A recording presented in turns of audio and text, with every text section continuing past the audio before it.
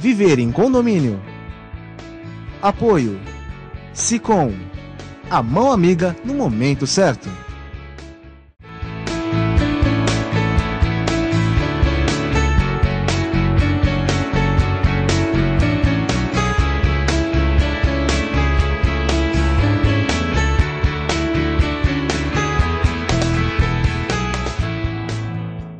Olá, meus amigos, estamos iniciando mais um programa Viver em Condomínio, aqui na TV Com, canal 11 da NET. Muito obrigado pelo seu prestígio, muito obrigado pela sua participação. Continue conosco através do Facebook, através do Sicom. As suas mensagens chegam para nós e nós, à medida que vamos montando a nossa grade de programação, vamos atendendo aquilo que é a necessidade de vocês, do povo da Baixada, e é para isso que um programa regional serve. Tratar de assuntos diversos, mesmo num programa que trata de condomínio, não é?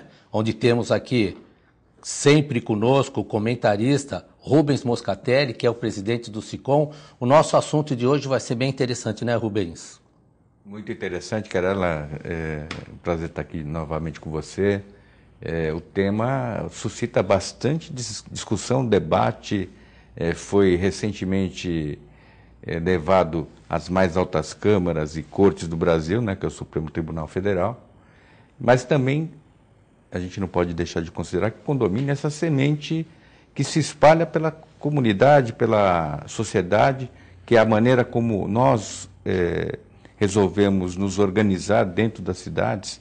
Então a gente tem que refletir essas decisões e esses novos pensamentos no nosso cotidiano.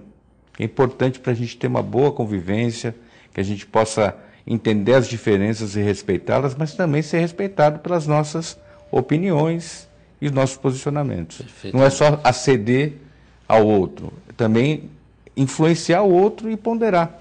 Nós vivemos hoje num momento sociocultural em plena ebulição, né? Estamos em desenvolvimento o tempo inteiro, você na sua casa não é diferente.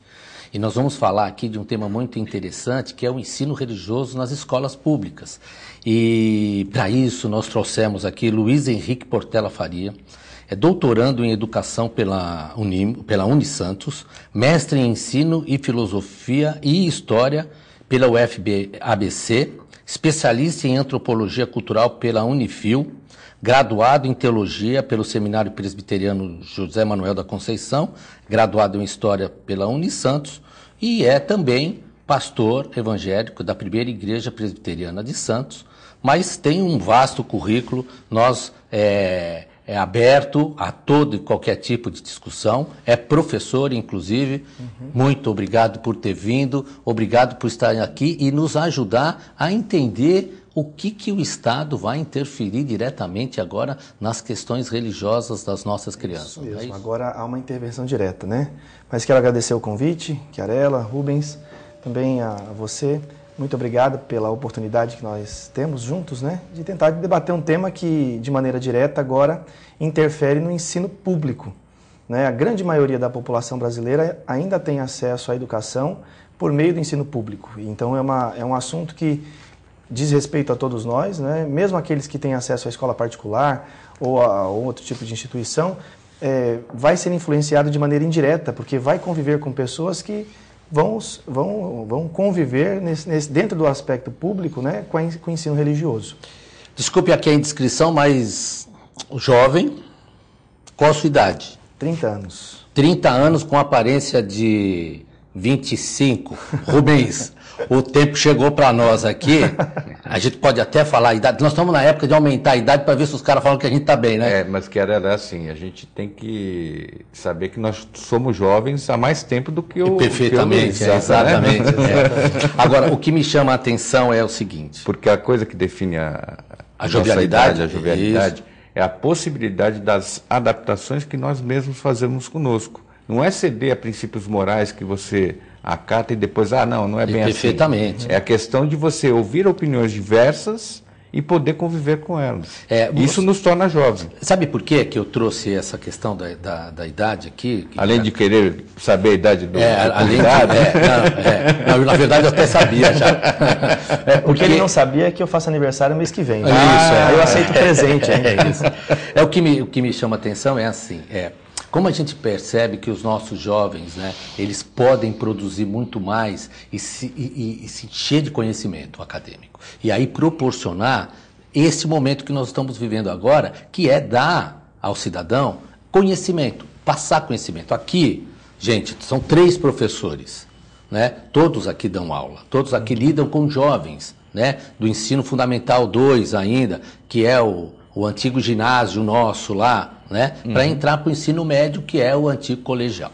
Então, essas questões de ensino religioso, primeiro ponto, foi apertadíssima a decisão. Houve uma ação de inconstitucionalidade lá para tratar realmente dessa questão da religião na escola. Isso mesmo. Só que aí a decisão deu uma revertida. Por quê? Porque nós estamos falando de um Estado laico. E aí eu vou passar a palavra para o Rubens, que vai dar a opinião dele primeiro, essa questão de laicidade, que é o Estado não interferindo nessas questões religiosas.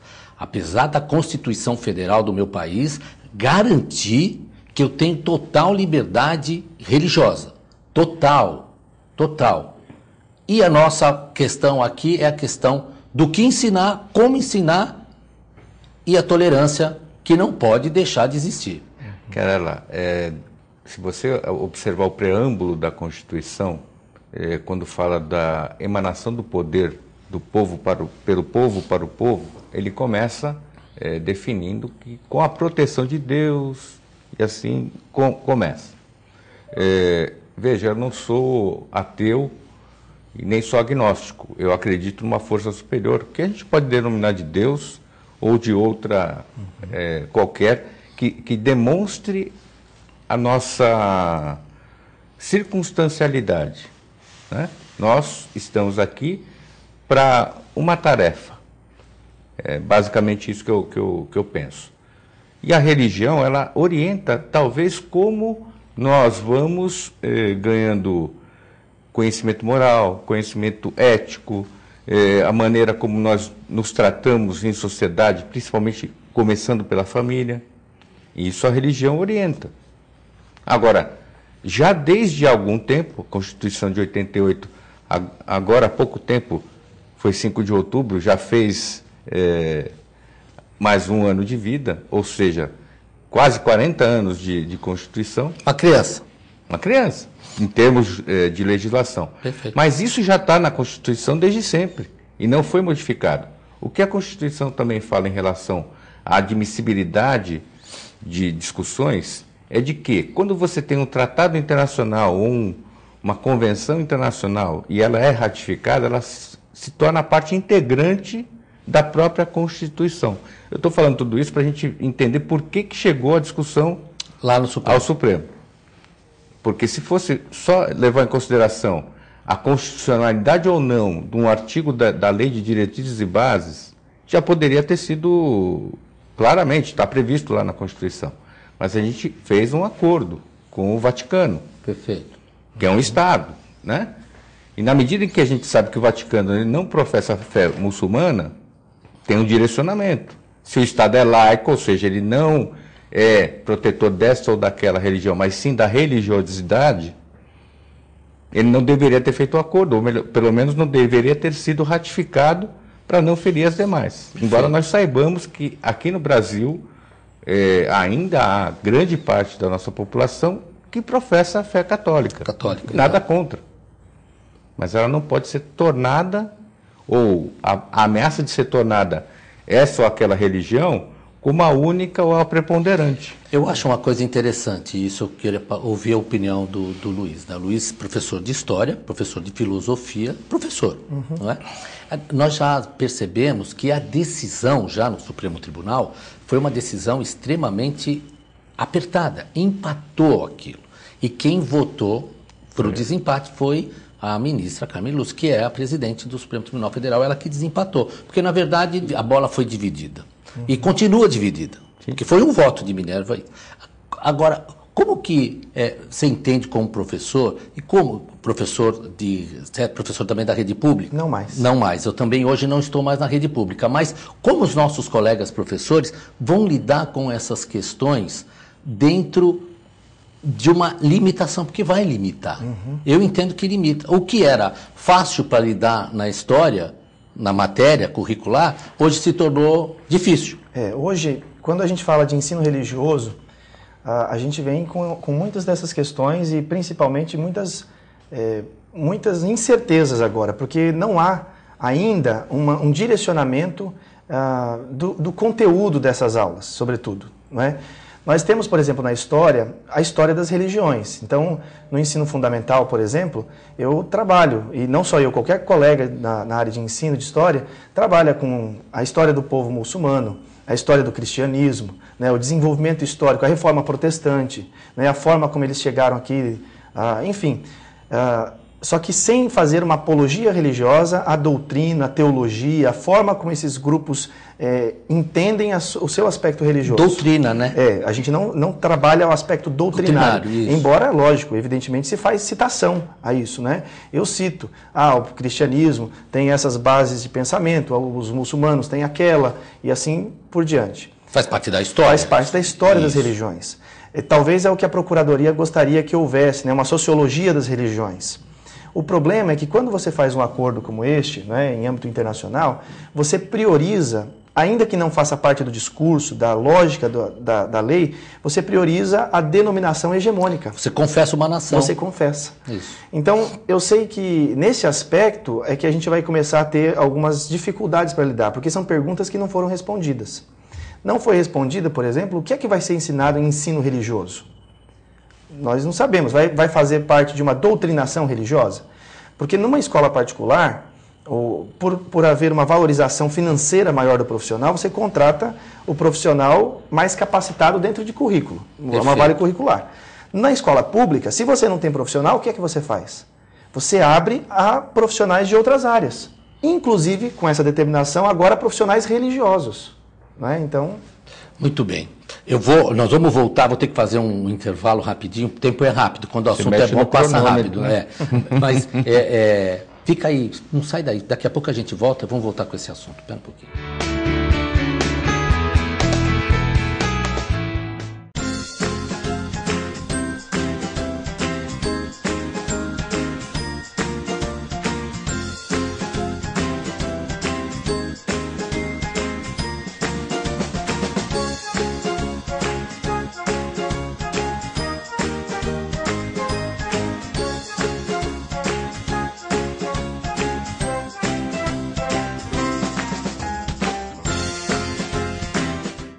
A AC Serviços é uma empresa que se dedica à prestação de serviços especializados em condomínios, administradoras, indústrias, entre outros. Terceirize sua mão de obra especializada com a AC Serviços. Você ganha tempo para pensar no mais importante, sua gestão. Nossos serviços são exemplos de ações e soluções práticas, com padrões de atendimentos personalizados que garante aos nossos clientes a eficiência e a boa aparência dos nossos funcionários. AC Serviços. Telefone 3324-3057. Se você quer algo diferente e está por dentro de tudo que acontece em sua cidade, mande dicas, sugestões de pauta pela nossa fanpage facebook.com/tvcom.santos. Interaja com a programação da sua TV Com. TV Com, interagindo com você. Sabe o que essas crianças vão ser quando crescer? Serão adultos que poderão escolher suas carreiras e decidir pelo próprio futuro. Pois hoje, as empresas que participam do programa Empresa Amiga da Criança investem no presente para mudar o futuro de muitas crianças e adolescentes. Crianças que brincam e estudam crescem mais sadias, desenvolvem-se melhor e tornam-se adultos que farão a diferença amanhã. Junte-se à Fundação Abrinq e seja uma empresa amiga da criança.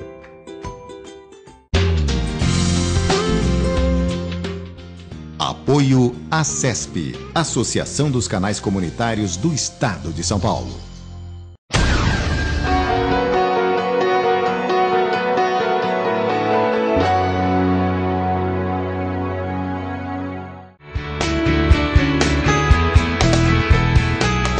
Estamos de volta com o nosso programa Ver e Condomínio aqui na TV Com, canal 11 da NET. Está conosco o Luiz Henrique Portela Faria, especialista, pastor. Estão falando de ensino religioso nas escolas, interessante o tema.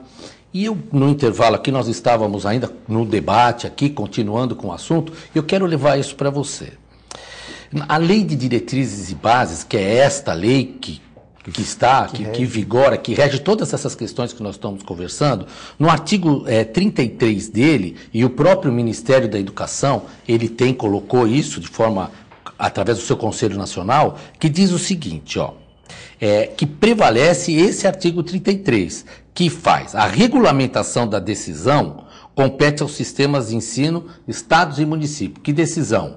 A decisão que vai definir os procedimentos dos conteúdos do ensino religioso que estabelecerão normas para a habilitação e admissão dos professores. Então, ele vai dizer o que é e quem vai dar a aula. E mais, no parágrafo 2º do mesmo artigo, ele acrescenta o seguinte: os sistemas de ensino ouvirão entidade civil constituída pelas diferentes denominações religiosas para a definição dos conteúdos do ensino religioso.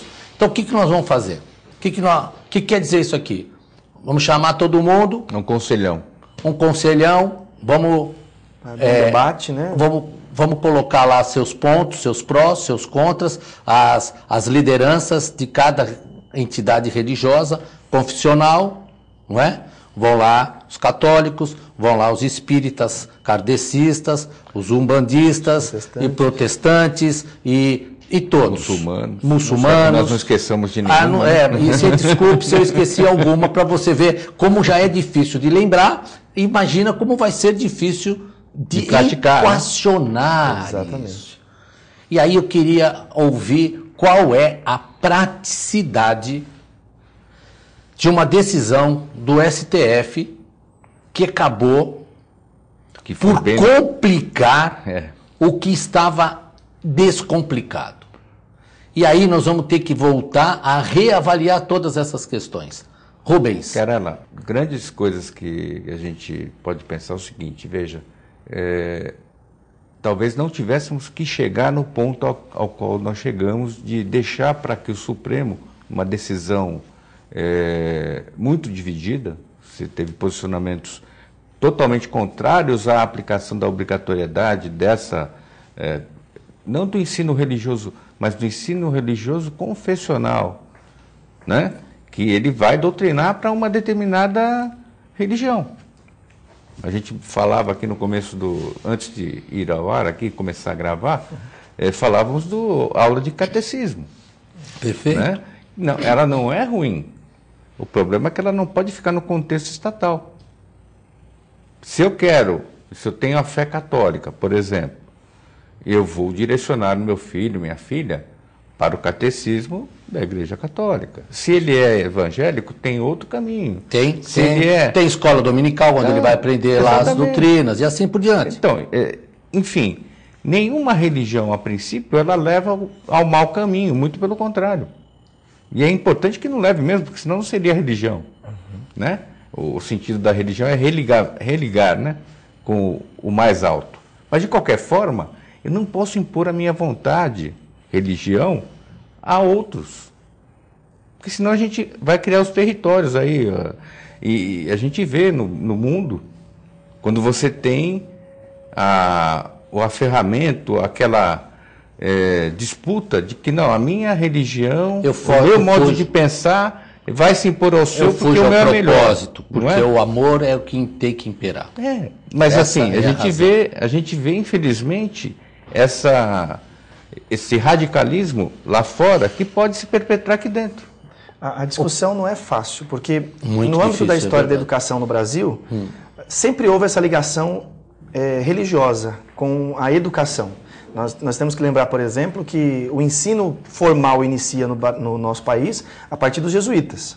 Isso vai ficar assim até 1759, quando eles são expulsos. A partir da expulsão, outros grupos religiosos assumem, também, né, ainda religiosos católicos. Até que vem o Império, e o Império tenta algumas versões de escolas públicas, mas que só vai culminar mesmo com a proclamação da República, né, em 1889.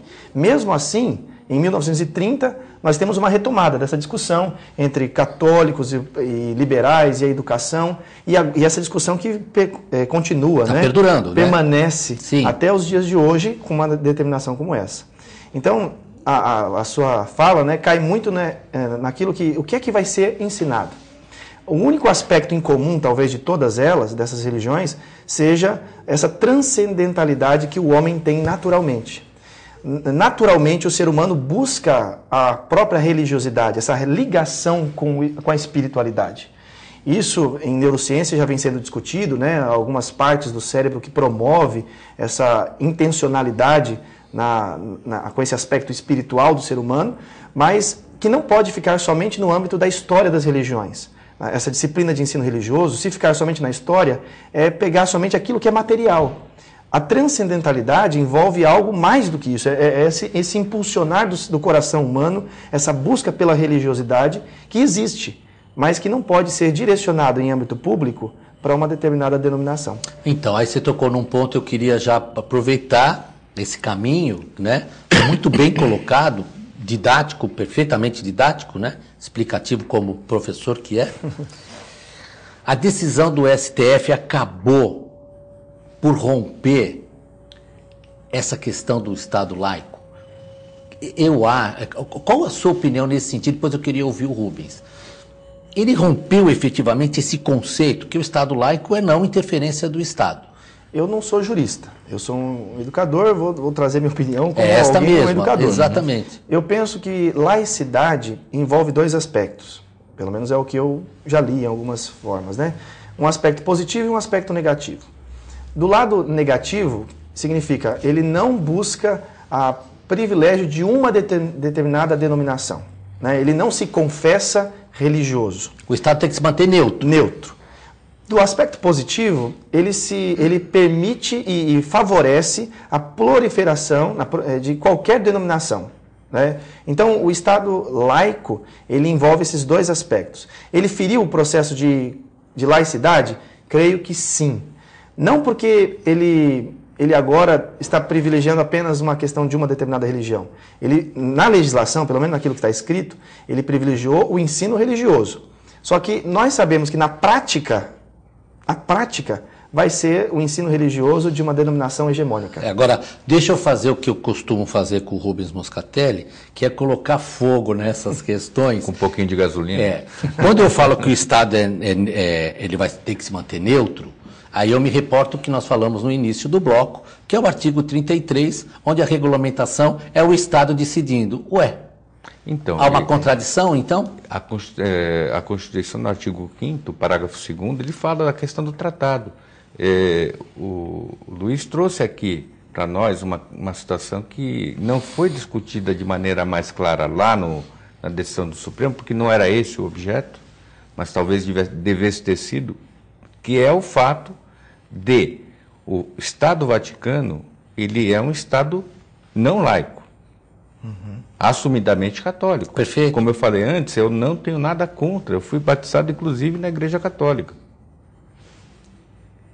Na medida em que o Estado laico, que é o Brasil, ou deveria ser, promove um acordo, uma convenção internacional, que foi ratificada, ou seja, se tornou parte da Constituição brasileira, indiretamente, aí falando como jurista ou como advogado, nós quebramos essa definição do Estado não laico, ou do Estado laico. Confessamos, de maneira indireta, a fé católica, que ainda é hegemônica. Então, e a ideia é a abertura e a gente de credos, não de credo. Sim, mas aberto a todos os credos. A gente está vivendo um outro momento grande, e até mesmo de perseguições em relação às religiões africanas, que não são aceitas por algumas outras, pentecostais, principalmente. E a gente chega lá no Supremo Tribunal, que deveria ser o norteador, ou o harmonizador da sociedade, e a gente não encontra esse eco. Perfeito. E você sabe o que me chama mais a atenção? Aqui é um posicionamento aqui muito particular meu, e eu defendo esse meu posicionamento. Mesmo porque estudei em colégio de padre, não é? Toda a minha formação foi católica, apostólica, romana, e hoje eu sou um presbiteriano, eu sou um protestante, não é? Porque entendo dessa forma e como essa doutrina religiosa chegou na minha vida e transformou, converteu o meu pensamento. Então, isso tem uma forma de se explicar que é uma questão muito pessoal da minha intimidade com Deus. Sim. Essa que é a nossa visão aqui, nossa questão, e a sua, que também está nos assistindo. Mas aí eu fico pensando, a escola, isso eu tive na igreja. A escola não é igreja. Exatamente. Essa que é a minha preocupação. Eu até costumo dizer, né? Isso reverberou em muitos aspectos. Pensa, por exemplo, no âmbito de um professor. Eu sou pastor. Imagina um membro da minha igreja que vem perguntar, pastor, como é que eu devo me lidar agora? Eu tenho que sair abertamente falando da minha fé em sala de aula? Eu não acho que um professor protestante deve chegar abrindo a sua aula com um versículo bíblico, deve colocar uma saudação religiosa, porque o espaço público não é para esse tipo de discussão, para esse tipo de ensino. Perfeito. Então, a gente pagou um alto preço para conseguir essa laicidade do Estado, de tal maneira que quem estava envolvido com a Constituição já abriu a Constituição falando de Deus. O povo é religioso, mas o Estado não. Perfeito. A gente tem que fazer essa distinção, exatamente. É só para acrescentar, e no finzinho agora do programa, né, a gente tem que se reportar, por exemplo, à França. Lá, o ensino público, nas escolas públicas, é proibido ter o crucifixo, é proibido que os muçulmanos se vistam caracterizadamente. Mas lá está mais adiantada essa questão, no sentido do Estado não se envolver. E olha, a gente fala da França, se pegar na história, né, professor? Uhum. É uma das mais ligadas à Igreja Católica. Vários papas, inclusive, da França. E eles não aderiram dessa maneira como nós acabamos fazendo, de maneira, como eu falei, indireta.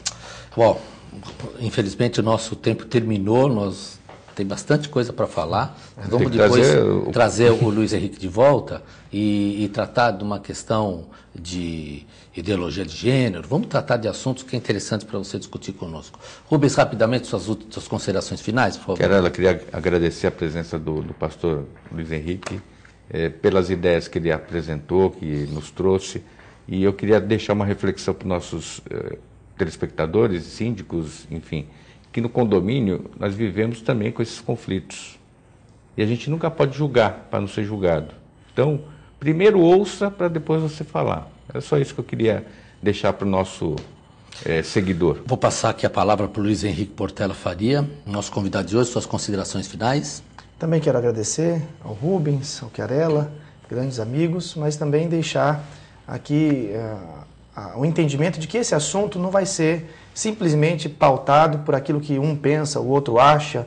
Não, ainda há necessidade de muita discussão sobre o tema, de muita leitura, porque às vezes a gente imagina que é uma coisa muito simples, muito rápida, muito básica de ser discutida, mas envolve aspectos históricos da nossa vida cotidiana que ainda permanece, né, enraizada na nossa cultura. Então, vale a pena, sem dúvida nenhuma, um maior tempo de dedicação sobre o tema para podermos discutir melhor o assunto. Muito bem, você que nos assiste, o programa teve esse objetivo mesmo, levar a você reflexão sobre esse assunto. Nós vamos falar muito ainda porque as crianças, os adolescentes, os jovens estão em fase de se formar cidadãos que tenham efetivamente tolerância, que possam agir com amor e que tenham liberdade. Essa é a palavra mais importante. E nós aqui do programa, nós da TV Com, desejamos a vocês um ótimo final de dia, que vocês continuem na presença de Deus, que é o que é mais importante para a nossa vida. Nós precisamos ter paz, e a paz é que norteia essas questões. Até a próxima oportunidade, continue com a programação da TV Com. Até lá.